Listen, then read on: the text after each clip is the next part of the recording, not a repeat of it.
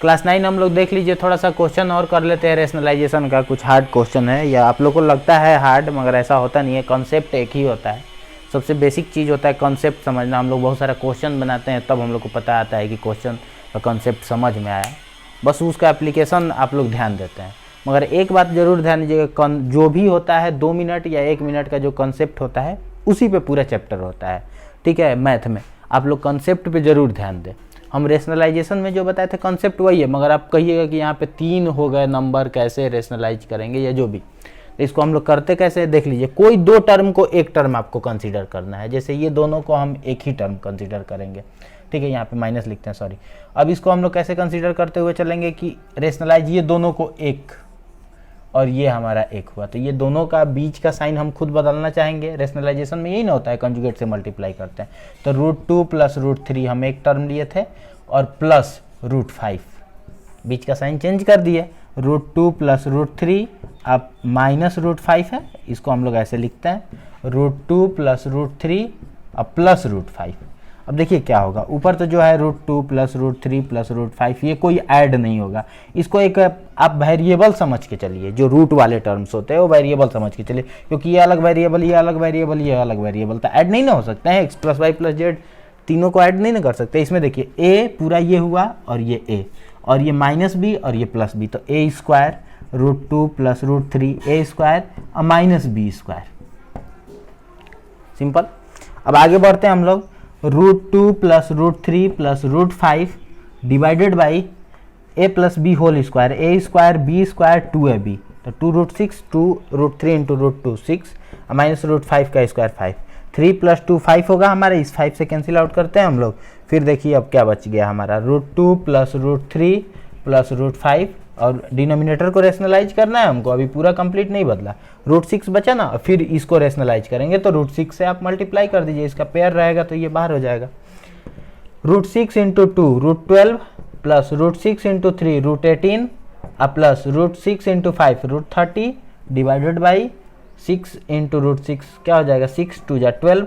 अब इसको 12 को क्या लिख सकते हैं, 2 √3 लिख सकते हैं, प्लस 3 √2 लिख सकते हैं, अब प्लस √30 लिख सकते हैं, डिवाइडेड बाई 12 लिख सकते हैं। ये हमारा पूरा आंसर हुआ सोल्यूशन। मतलब 2 बार आपको करना पड़ेगा। यहाँ पे 2 टर्म भी बचता तो कर सकते थे, एक टर्म 2 टर्म को एक कंसीडर करते हुए चलना है। हम ये दोनों को भी एक टर्म कंसीडर करके चल सकते थे, ऐसा कुछ नहीं है, ठीक है। और कुछ यहाँ पे 2 क्वेश्चन है, इसलिए बताया जा रहा है कि इसमें दो रूट लगे हुए हैं। आप लोग खुद देख लीजिए कि ये रूट है, उसके ऊपर से रूट है, तो इसको कैसे हम लोग सॉल्व करेंगे। और भी इस तरह के क्वेश्चन मिलेंगे आप लोग को, हम बहुत सिंपल तरीके से बता देते हैं जनरलाइज्ड वे में।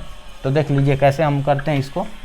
फर्स्ट क्वेश्चन हम लोग ध्यान देंगे कि उसको आप जो भी टर्म दिया उसको x कंसीडर कर लेना, एक वेरिएबल समझ लेना है। x = √5 + 2 प्लस √5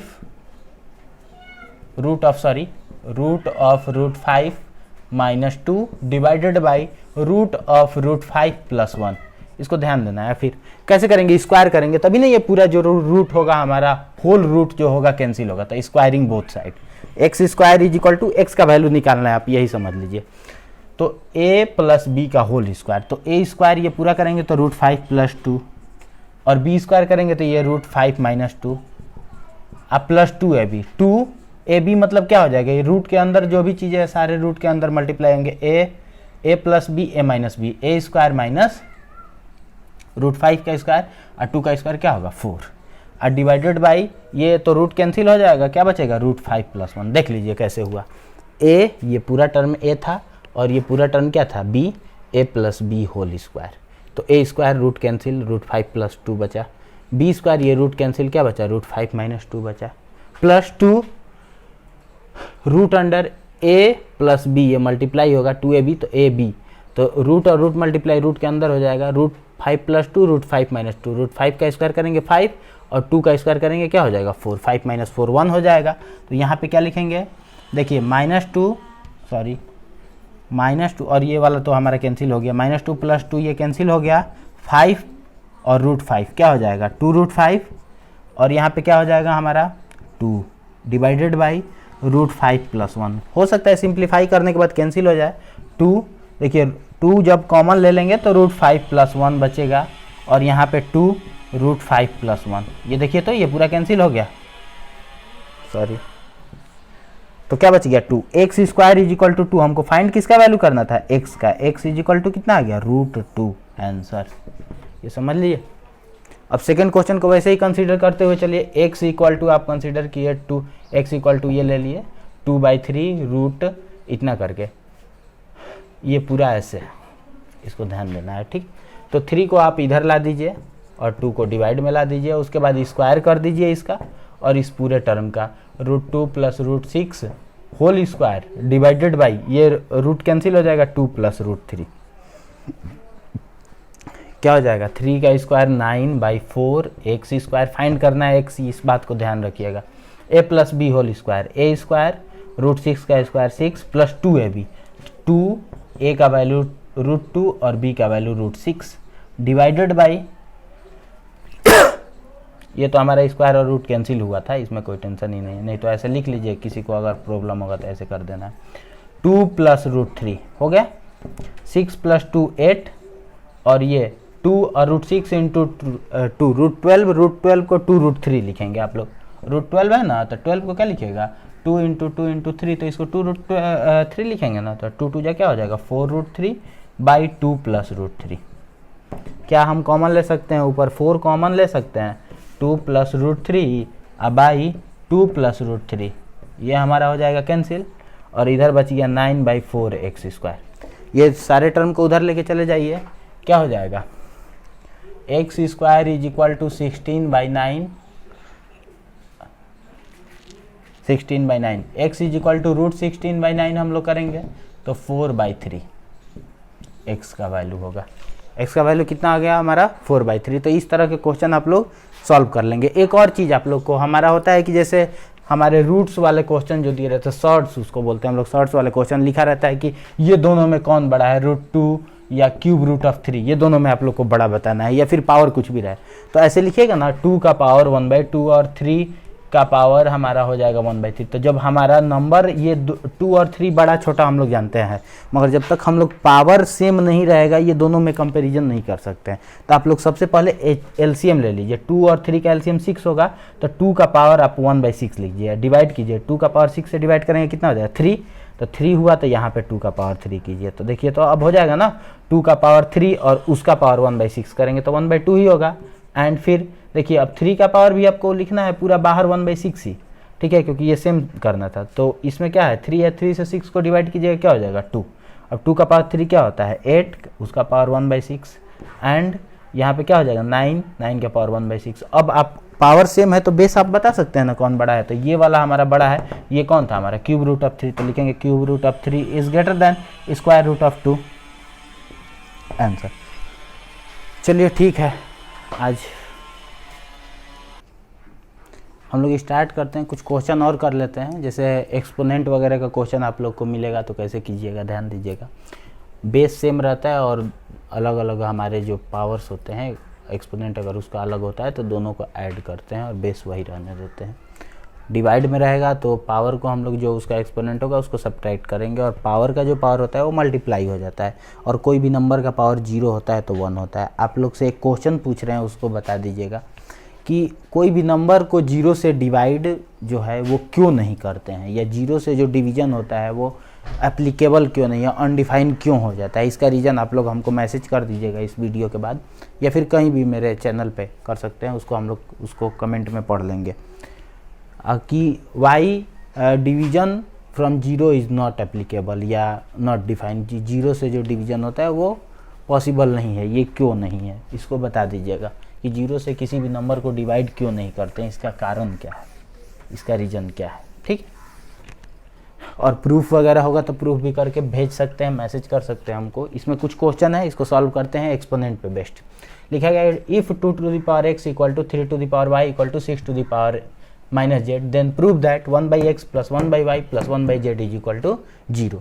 तो सबसे पहले ये तीनों इक्वल है, किसके इक्वल है ये हमको पता नहीं है, तो ये हमको पता नहीं है तो हम लोग खुद लिख लेते हैं कि 2⁻x 3⁻y और 6⁻−z जो है ये किसके इक्वल है, तो हम लोग लिख दिए k के इक्वल है। दैट मीन्स ये भी इसके इक्वल है, 2⁻x भी किसके इक्वल है k के, और 3⁻y भी किसके इक्वल है k के इक्वल है, और 6⁻−z भी किसके इक्वल है k के। ऐसे कर लेते हैं। 2 टू द पावर x का मतलब क्या हो जाएगा 2, और x का पावर उधर हो जाएगा 1/x, 3 equal to k to the power 1/y, 6 is equal to k to the power -1/z। आप ऐसे समझ रहे हैं ना, 2 इंटू 3 करेंगे तो क्या होगा 6 होगा, ये पता है आपको। तो 2 का वैल्यू है कितना k to the power 1/x, into 3 का वैल्यू है कितना k to the power 1/y, is equal to 6 का value k to the power -1/z। आप लोगों को पता है बेस सेम है तो पावर को ऐड करेंगे, 1/x प्लस 1/y, बेस वही रहेगा k to the power -1/z। Base same मतलब पावर भी हमारा क्या हो जाएगा, सेम हो जाएगा, 1/x प्लस 1/-z। ये वाला टर्म को इधर ला दीजिए, 1/x plus 1/y plus 1/z is equal to 0। ये हमारा प्रूफ हो गया फर्स्ट। अब सेकंड वाले में हम क्वेश्चन में देखते हैं, ऐसा क्वेश्चन ये प्रूफ करना है कि इतना इक्वल टू इतना होगा। तो इस तरह के क्वेश्चन को बहुत सिंपल तरीके से आप लोग कीजिए। सबसे पहले देखिए ना कि जो नंबर है, दोनों सब तो सेम ही नंबर है, 3 ही है, उसी का पावर दिया है। तो अगर न्यूमरेटर में देखिए कि जो नंबर है उसका छोटा पावर क्या है, तो 39 है, वो कॉमन कर लीजिए। 3 टू द पावर 39 कॉमन करेंगे, क्या बचेगा 3 प्लस 39 बाहर हो जाएगा हमारा, क्या बच गया 3 का पावर 1।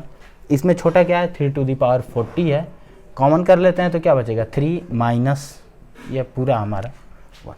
सिंपल है। अब ये हमारा आएगा नीचे, सब्ट्रैक्ट कर लेते हैं तो 1/3 टू द पावर 40 माइनस 39, और यहाँ पे 4/2, 2 2 जा 4 होगा, और 2 बच गया, और ये 40 माइनस 39 क्या हो जाएगा 3 इक्वल टू RHS वेरीफाइड हो गया। ठीक है। ऐसे क्वेश्चन और है, जैसे ये क्वेश्चन है, इसको कैसे कीजिएगा, x to the power a plus b whole square, b plus c whole square, a plus c whole square, ऐसे करके हम लोग करेंगे। तो पावर जो होता है, पावर का पावर मल्टीप्लाई होता है, ही नहीं कि a प्लस बी का होल स्क्वायर पे तोड़िएगा, नहीं, पावर का पावर मल्टीप्लाई होगा। तो सभी पावर को ऐड कर देते हैं क्योंकि सारा प्रोडक्ट है। तो 2 इंटू ए 2a प्लस 2b, और 2 इंटू बी क्या हो जाएगा 2b 2c, और फिर क्या होगा यहाँ पे 2a, और फिर क्या हो जाएगा 2c। सेम यहाँ पे देखिए पावर सारे के सारे ऐड हो जाएंगे, a plus B plus c, same base होने के कारण, इंटू 4। अब आगे बढ़ते हैं हम लोग, 2a and 2a 4a, x to the power 4a plus B plus C, और डिवाइडेड है 4a 4b और 4c होगा, तो 4 हम लोग कॉमन कर लेते हैं, और यहाँ पर भी हमारा वही है 4 into a plus B plus C. इसको कैंसिल आउट करेंगे, इसका वैल्यू क्या हो जाएगा 1 हो जाएगा। तो ये आप लोग का पूरा क्वेश्चन। इस तरह का क्वेश्चन आपको बनाते समय ध्यान देना है कि बेस जो है सेम करने का कोशिश करना है, कि एक ही नंबर का बेस रहे, ये कांस्टेंट वैल्यू का बेस रहे, या पावर को हम लोग कैसे, ये जो हम लोग का एक्सपोनेंट का फार्मूला था उसका यूज करते हैं हम लोग।